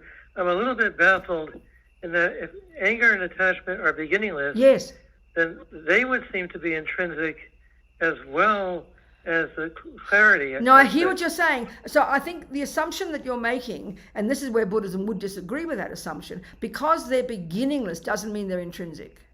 That's what Buddha's found. That's his whole point. That's what Buddha has found. That he has found that, first of all, he would say that whatever exists now, and this is the physical world as well. I remember the Dalai Lama with all his discussions with the scientists. I remember him saying one time, well, Big Bang, no problem, just not the first Big Bang, that's all. Because we have a very strong conception, a deep assumption that there has to be a beginning to something. We've got to keep looking back. Like even when we go to our therapist, we're sort of looking back like for a needle in a haystack, convinced that we're going to find one thing, aha, that's when it began. So we have this feeling, we keep going back, we're going to find the beginning of the universe, the beginning of me, the beginning of anger. Buddha says you can't find that. Not that you can't find it because you just can't look enough, because it doesn't exist. This is a mad idea for us. This is the concept of what a creator is. A creator has no beginning. So if we're a Christian, we track ourselves back to God. If you're a materialist, you track yourself back to the Big Bang or whatever we're trying to find. But for the Buddha, you cannot find, by definition, based upon the logic of cause and effect, you cannot find a first moment of anything. Because if you did, then that thing wouldn't have had a cause. So that collapses the whole concept of cause and effect into a heap of nonsense. That's the first point. So given that attachment and anger, if they're present now, then they have always been present. But for the Buddha, he has found that when we look into the way anger functions, the way attachment functions, the way these delusions function, which is this very particular point in Buddhist psychology, that they are exaggerated, distorted assessments of something that have no basis in reality. So he's discovered that about the delusions, and because they're not rooted in reality, they can be argued with. You use wisdom to deconstruct them, and eventually you completely remove the lie from your mind. And in other words, they're removable from the mind because they're lies. There's no basis in reality. And I think we need to go into this in more detail because it's quite hard to hear it. I mean, one simple example of reality, let's say conventional reality. Conventional reality, for example, we would say that, 1 + 1 is 2. Let's say I'm learning English and I forget my words and I say 1 + 1 is 3. Now, we know from conventional reality point of view, that is not true. We've all agreed that 1 + 1 is 2. We understand math. We've accepted that as a conventional reality. So when I just made a mistake temporarily, and then you said, no, Robina, don't be silly. It's 1 + 1 is 2. And I go, oh, yeah, I forgot the words. 1 + 1 is 2. Now, the first thought is a concept. 1 + 1 is 3. It's a misconception. Now, anger is a misconception. Buddha says anger is a view that you're the cause of my suffering. So my anger is a conceptual story that over-exaggerates your action, and I'm convinced through my anger that you are the cause of my suffering. Buddha says that's a misconception. That is not true. Just like 1 + 1 is 3 is not true. So you correct me, and I go, yes, Michael, you're right. 1 + 1 is 2. Now, we know relatively that's wisdom. Now, Now, the point is this. 1 + 1 is 3 is a concept. 1 + 1 is 2 is a concept. One concept is not valid because it has no objective basis, and one concept is valid because we've agreed it's a conventional truth. So what happened to the thought that I had in my mind a minute ago, 1 + 1 is 3, what happened to it is when you told me 1 + 1 is 2 and I agreed with you, I bought into the truth. So that recognition of wisdom,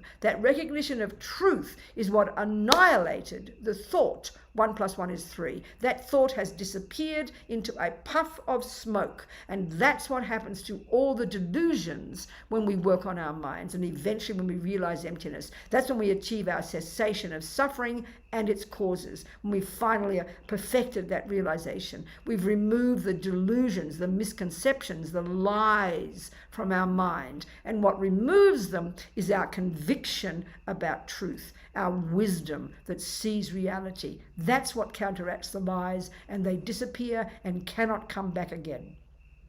Does that make sense? So you gave me a lot to ponder, Robina. That's Thank right. you. Good, yes. These are fundamentally necessary things, Michael. They're so good.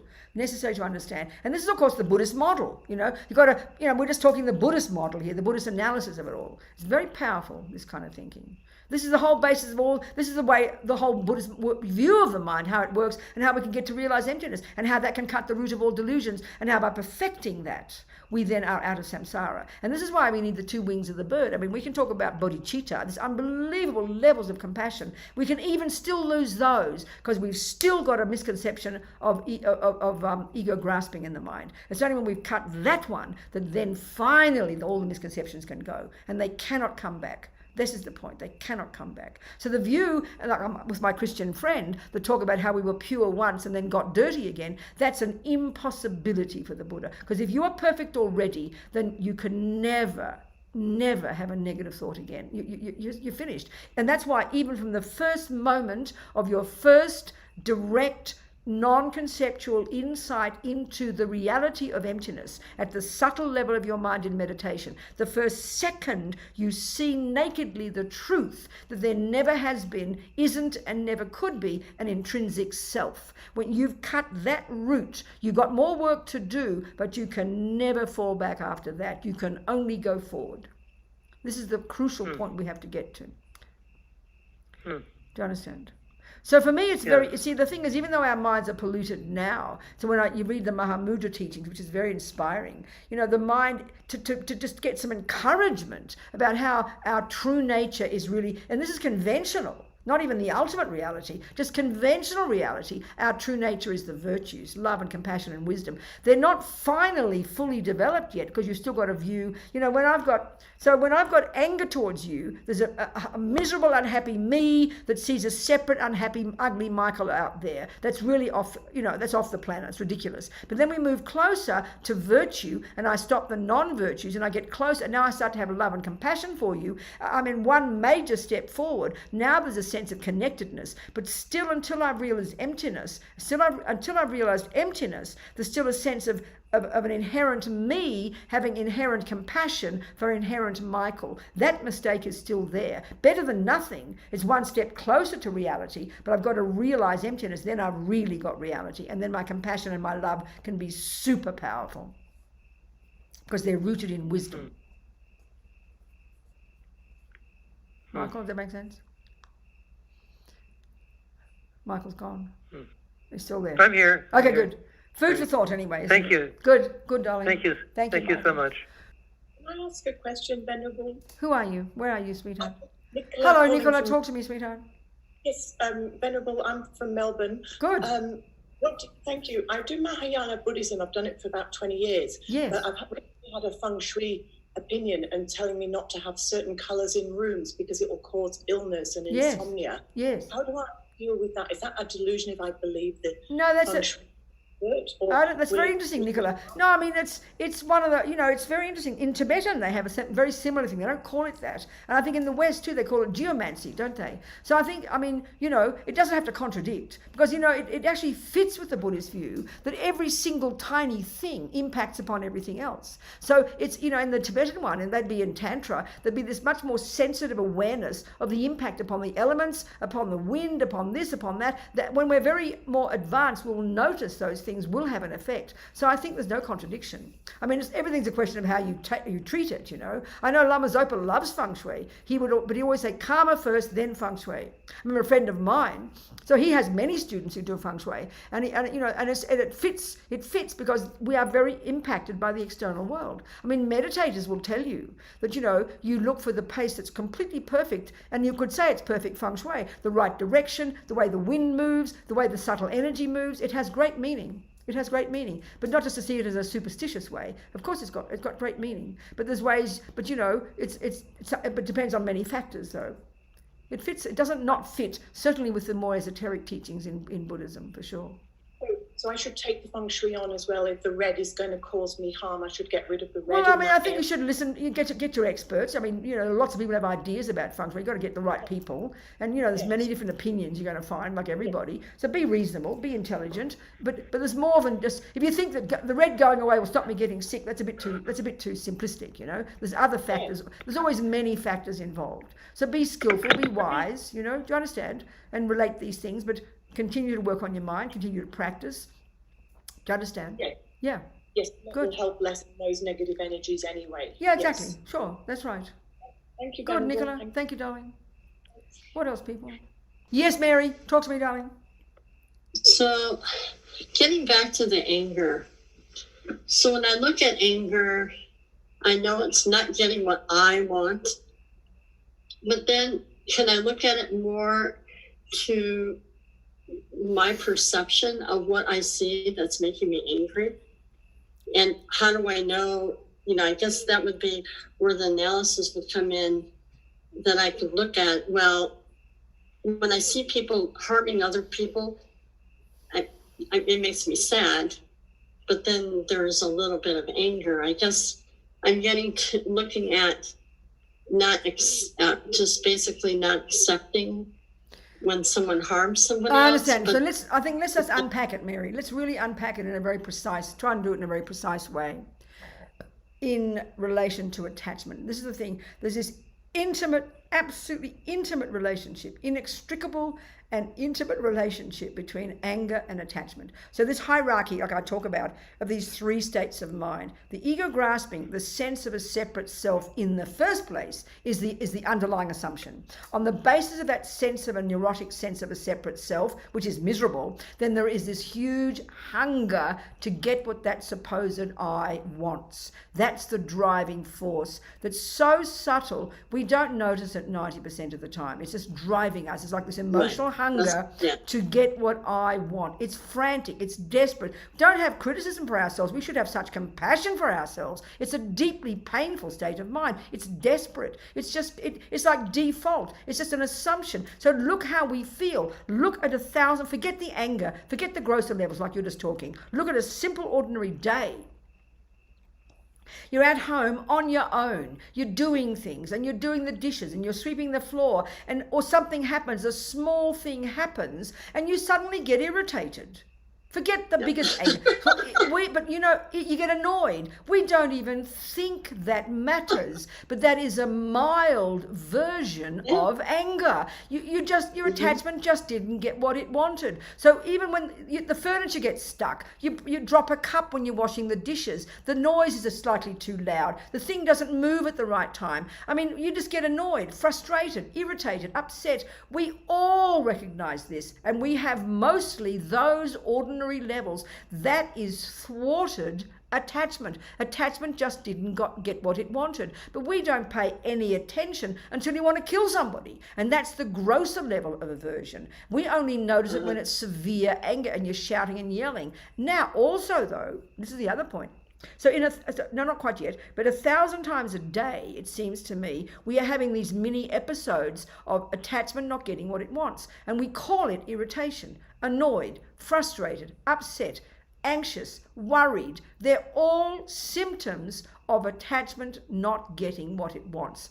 But we never pay attention, and we just wait till it's huge. So anger is a grosser word for the bare bones state of mind called aversion. So attachment is, oh, that's nice, and you go towards it. Aversion is, oh, that's horrible, and you go away from it. So they can be really subtle, but because we don't pay attention, we take them for granted, then what happens is, because nothing ever goes astray from our mind, we're building it up every minute. So one day something will happen, or one night, the straw that breaks the camel's back, and you suddenly find yourself shouting at your husband. You're completely surprised because you've been practicing aversion all day. But we don't pay attention, Mary. So that's where we've got to start paying attention. Don't wait for the big anger to come. Deal with the baby one. And how do you do that? This is where we have to see there are conceptual stories. So what aversion is saying is, when you break the cup, or when you bump your toe, or when the noise is too loud, or when the thing doesn't move properly, or whatever the tiny thing is, what's arising is, annoyance is saying, that shouldn't be like that. That's called anger. So how do you argue? Well, give it a break, Robina. You just broke a cup. Relax. It's okay. You just fixed it. But we don't ever fix things. We wait till it builds up, and we wonder why we have mental breakdowns 1 year or 20 years later, because nothing goes astray. And this is why we have to pay attention every minute to our minds, and you deal with it when it arises. So then you can deal with the serious things because your mind is prepared. Do you understand?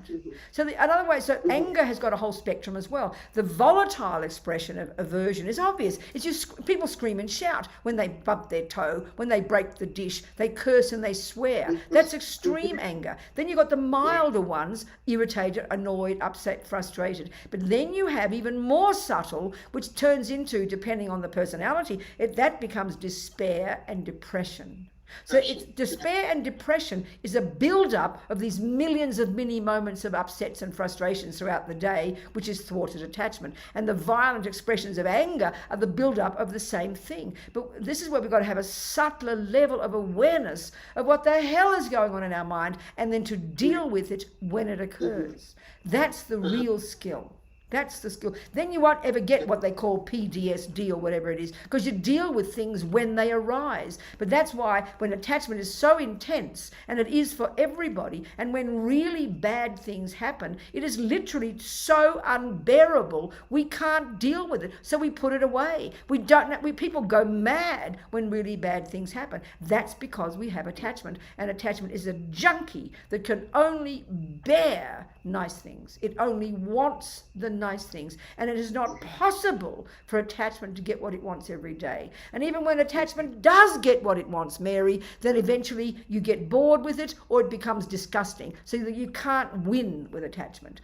And that's why we have to pay attention moment by moment to our mind, and not just pay attention, but actively work with it, argue with it. And that's where we get to see how attachment and anger are conceptual stories, but because they're programmed in us, and they've got this impact, and we only notice them when they affect our body. We only notice them when you either can't get out of bed one morning because you're inert with depression, or when you want to kill yourself or your husband, We just wait till we don't notice what's going on until it's too late. And that's the skill that Buddha gives us, to have this more subtle awareness moment by moment. But this takes an enormous amount of hard work, enormous amount of consciousness, to want to be aware and to want to fix it when it arises. Do you understand, Mary? So then anger, so this is another discussion though. So when you talk about anger, when you see other people suffering, of course there's compassion there. But our compassion at the moment is completely mixed with anger, because we have an assumption that everybody's an innocent victim. And when you see an innocent victim getting hurt, we have compassion for the victim, but we have equal amount of anger towards the person who does it. Now, from the Buddhist perspective, that's the wrong analysis. And that's another whole discussion. Maybe we'll discuss that one tomorrow. Sure. Okay. Okay. Who else? People? I have a question. Yes. Victor. Yes. Just to make clear for me, for my understanding, does fear always flow from mental factors, and mental factors flow from fear?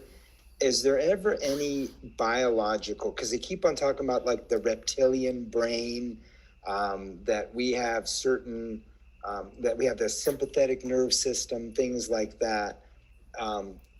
But is something like fear always flowing from the mental factors, Yes, never from of course. any evolutionary? No. That's the physical analysis. It's not the Buddhist one. Okay. So it doesn't mean we have to. So let's just do the Buddhist one. Okay. The very character of the negative states of mind, the neurotic ones, because they're all rooted in the root delusion, which is ego grasping, which asserts, which believes in this, there's the assumption of a separate, solid, intrinsic, real, pointable, findable, intrinsic me. That's its story. It's so subtle though. So that is the deepest delusion. Now that delusion then gives rise to the attachment and the anger and all the other thousands of ones. So all of them are rooted in fear. Fear is their nature because, and this sounds so abstract to us, especially the root one, because it's believing in something that doesn't exist. And we've been trying to support that fantasy for countless lifetimes. So fear is its natural state. So my sense is this, way to say it. Most of the time, that ego grasping is like a sleeping lion. It's not proactively functioning, but it's there underpinning the attachment and the anger and the pride and the jealousy and all the dramas. So when, for example, especially when, say, when you're attacked or you nearly have a car accident, that's when that sleeping lion rises up, wakes up, and then that's what Mr. Darwin referred to as instinct for survival. And we would assert, and if you look at animals and humans, you can understand why we assert that that's what we need in order to know what to do. So if you didn't have that fear that rises so outrageously, you wouldn't know what to do. You wouldn't care. So we posit that you need that instinct for survival to cause you to function, to know what to do, to defend yourself or to do whatever. But Buddha would say that's ego grasping. That's its function. So when you don't have ego grasping, when you have realized emptiness and utterly subdued your other delusions inexorably, you wouldn't have the other delusions if you've realized emptiness, because they're the outgrowing of ego grasping. If you've cut ego grasping, you've realized emptiness, and depending on how highly advanced you are, because you do not have a conception of a separate self, you do not have attachment and aversion, you do not have fear. It would be impossible for you to have fear. And that's why I always like to tell the story of Lama Zopa. He was recognized as a little boy as the reincarnation of Kunsang Yeshe, one great Nyingma yogi up in the mountains, in the Sherpas. He was a Sherpa, a meditator in a cave for many years. He was a great tantric yogi. He was said to have died with complete control, like these great tantric yogis can. And so then next life he was recognized as a little boy, Lama Zopa Rinpoche. He was and his, the sister was talking about, I interviewed her, she's been interviewed, how he was just so completely different as a little boy. He was unusual, because these yogis can choose their next rebirth. So we take the view that that is what he is. Then he was a tiny little boy. He would have remembered who he was. He used to talk about his past benefactors coming to the pujas. He acted like a little yogi. He was a really unusual little boy. He was eventually recognized by the lamas as a reincarnation of the previous yogi. So, okay, he told this story about when he was about 8 years old. He was up in a monastery way up in the mountains, and there was a big river, and on the other side of the river were these very unusual people. They had pale eyes and straw-coloured hair and pale skin. Well, obviously they were white people, and he wanted to meet them. He hadn't met white people before. He was 8 years old. It was 1952 or something. So he went across this really rickety bridge and this really rough river, and the rivers are very rough up there, very strong. So he had this bowl of potatoes walking across this little bridge to meet these strangers, and he fell in the river with his potatoes. He tells the story. So of course they didn't know how to swim. He wouldn't have taught them swimming up there. So he's drowning. And this is how he told the story. Lately, this is like 20 years ago, 30 years ago when he was a little boy. He said, the head kept coming to the surface for air. Now, this is another whole discussion, but when you really go into understanding ego and ego grasping and realizing emptiness, you really practice this whole approach of not saying my this and my that. You try to see the different states of mind much more objectively. So the head, he said. But then the real point was, he said to himself, so there he is drowning. What you would have seen is a little boy coming to the surface, gasping for air, right? And that's normal. So now he said to himself, The thought occurred to me, the person known as the Laudo Lama, he was a recognized reincarnation of the Laudo Lama, the person known as the Laudo Lama is about to die. But he said, I didn't know anything about emptiness, meaning in that life he'd never heard the teachings.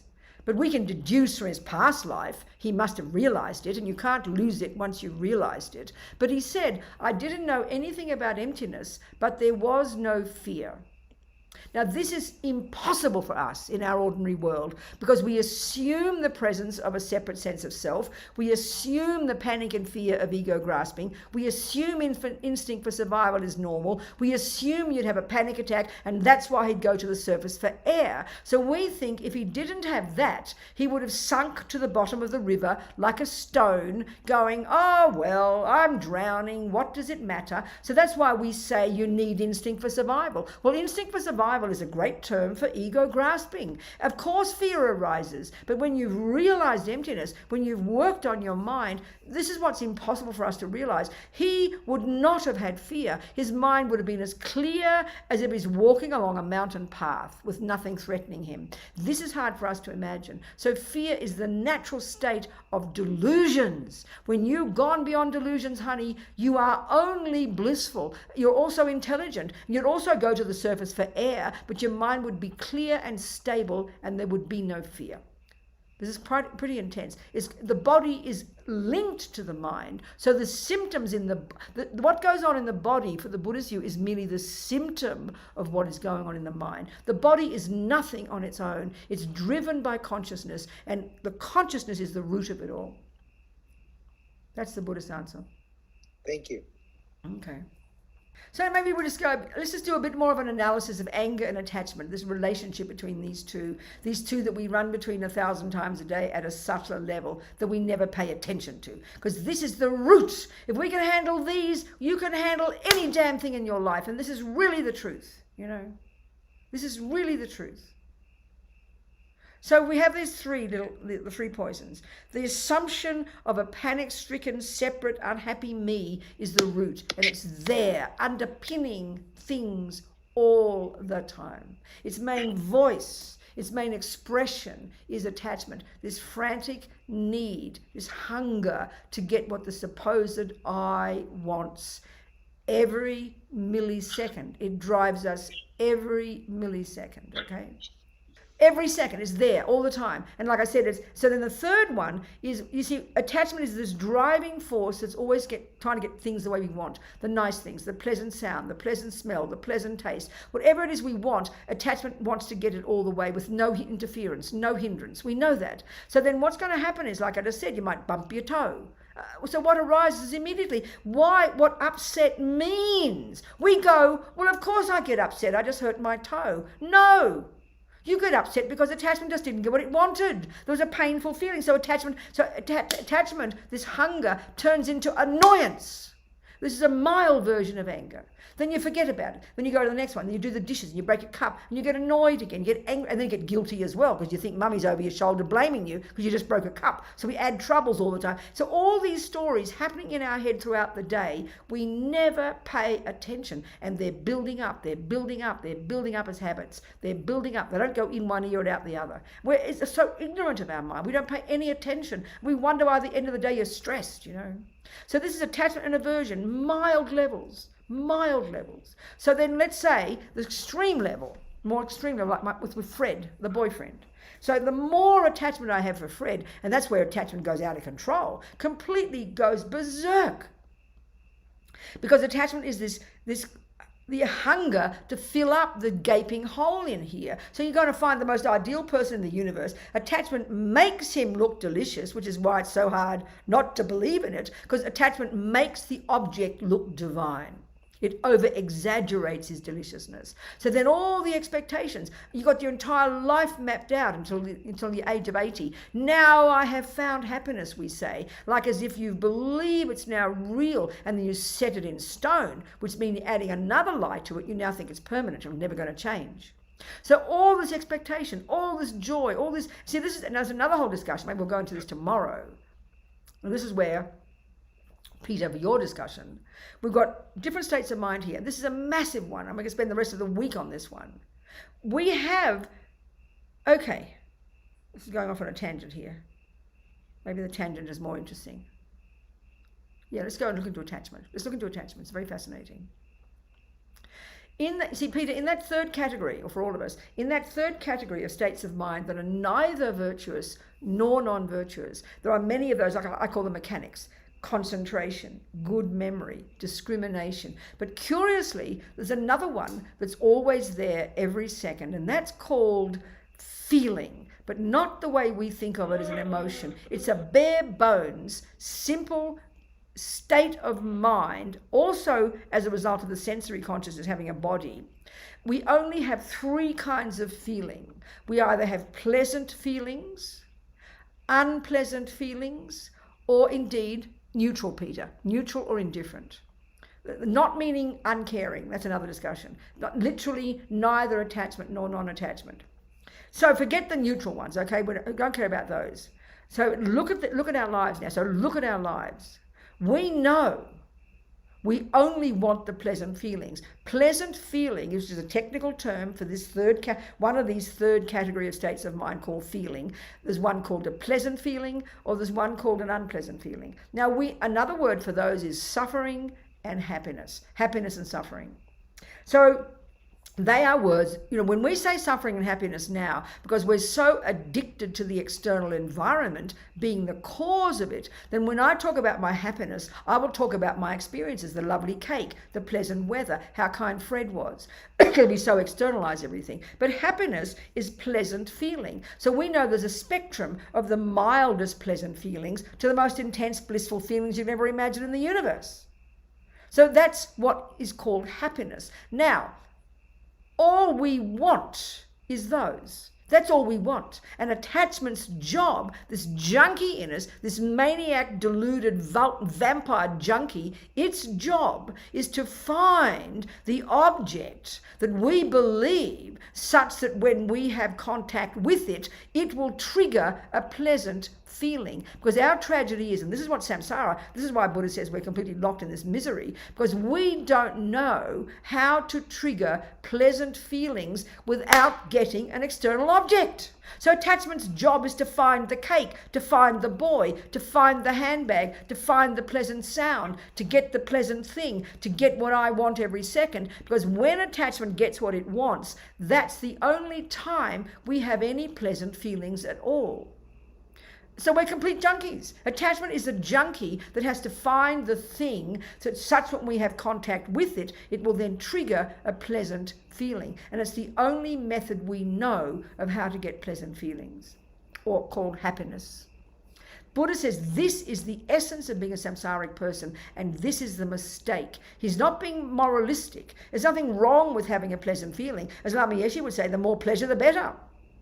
So the Buddha's point is this: hey people, I have found a method of how to get pleasant feelings, how to be happy without relying upon objects of the senses. So that means you've got to, so in other words, we're junkies. The only way we can get pleasant feelings is get the fix, which means get the cake, get the nice sound, get the nice smell, get the nice touch, get what I want, hear the right words, have people believe in, like me, all the different levels of attachment, getting what it wants. That's the only method we know. And that's why we suffer, because Buddha's saying, yes, it's true, Robina, when you eat that cake, it does trigger a pleasant feeling. Now, feeling is neither virtuous nor non-virtuous. That's in that sense, Peter, there's this different analysis of the different kinds of states of mind. Feeling is just simply what it is. There are pleasant ones and there are unpleasant ones. So we know we only want the pleasant and we don't want the unpleasant. So attachment's job is to find the nice object which we think which will trigger the pleasure, because again, like I said, it's the only method we've got. And then when we bump the toe and an unpleasant feeling is triggered, aversion arises immediately. How dare that happen? So this is how we live our lives. We're living in a nightmare. So Buddha's saying this: hey people, I've found a method for you to get happiness. And this is the point. Buddha's not trying to make us give up happiness. Our big problem is we conflate attachment with happiness. This is the worst mistake we can make. because we only have pleasure when we get what attachment wants. So we assume they're the same. They're completely different states of mind. So the Buddha's saying, basically what we say is this: pleasant feelings, happiness, is what we get when we get what attachment wants. That's the methodology of being a samsaric person. And Buddha's saying, no. Happiness, pleasant feelings, is what you will get when you have given up attachment and anger and jealousy. You've given up being a junkie. Then what you're left with naturally, which is your true nature, to be blissful. You will be naturally blissful. That's why Lama Zopa, when he was drowning, because he had no longer a grasping and a separate self, therefore no attachment, therefore no anger, therefore only joy, only love, only compassion. They are our true nature. So that's Buddha's method, isn't to make us give up happiness, is to get such happiness that we won't believe it. And this sounds hilarious, but this is the point. Not only are the virtues our natural state, but bliss, joy, fulfillment, happiness, bliss, satisfaction, whatever word you want, that's our natural state. That's the natural state of our mind when it's unencumbered by the delusions, when the delusions have gone. That's what Buddha means by nirvana. Not heaven, but just the natural state of your own blissful, clear, vast, compassionate, wise mind, you know. So pleasant feeling, unpleasant feeling, this is powerful. But we conflate attachment with pleasure. We feel guilty when we get pleasure. It shows how neurotic we are, you know. And our methods right now, and that's what Buddha's trying to get us to do the analysis, that the methods we use now to get pleasure are actually causing us even more suffering. And this is what's hard to see, you know. And we'll discuss all that tomorrow. Are we communicating? Venerable Robina, Sasha had a question. I don't know. Sasha. Do you want to ask it, Sasha, or do you want me to read it? You can read it. Go. Okay, good. Happy to see you again, she Sasha. asks, so what to do if we stub our toe, have a few small things happen, or have let a lot of harmful things happen? What to do then? Well, that's the thing, step by step, Sasha. When it's the baby examples, like you break the cup when you wash the dishes or you stub your toe, to catch the experience, to notice the mind, see, we don't notice attachment. That's what's interesting. Attachment is so primordial, so subtle, so completely there as an assumption. We don't notice that attachment to get what I want is there until it doesn't get what it wants. That's the point. That's the point. It's so subtle. So the moment you stub your toe, instantaneously, it's not what attachment wants, so annoyance arises, aversion arises. So the practice right there, Sasha, is to catch it, to catch the aversion, to catch, the curse, to catch the view. How dare, basically anger's saying, how dare that happen to me? I don't deserve it. That's the energy of anger. That's another whole discussion. Mary, we're going to go into this, but tomorrow we have to talk about it more. There's no time now, and I'm running out of my voice. Can you hear? I'm losing my voice. Yes. I'm sorry. So anger is this, how dare that happen to me? And if we have guilt, it's like, how dare I do that? I'm a bad person. Anger is this tortured state of mind. And it's the response when attachment doesn't get what it wants. So don't wait till a person is abusing you, Sasha. Don't wait till the really bad things happen when you get hurt by other people, when anger really comes and hurt really comes. Just work on the stub toe, catch it, grab it, and go, there's aversion. That just means my attachment didn't get what it wanted. But that's okay. I just purified. I got a moment of negative karma ripen. I'm very happy. I've just fixed it. So then you fix it and your mind stays stable. But if we don't fix it then by arguing with it and catching it and noticing it and analyzing it correctly, then it builds up eventually. And then when the bad things really do happen, Sasha, that's when it's too painful for us and we can't handle it. Do you understand, darling? I think so. Thank you. Good, Sasha. I think we should finish soon. My voice is gone practically.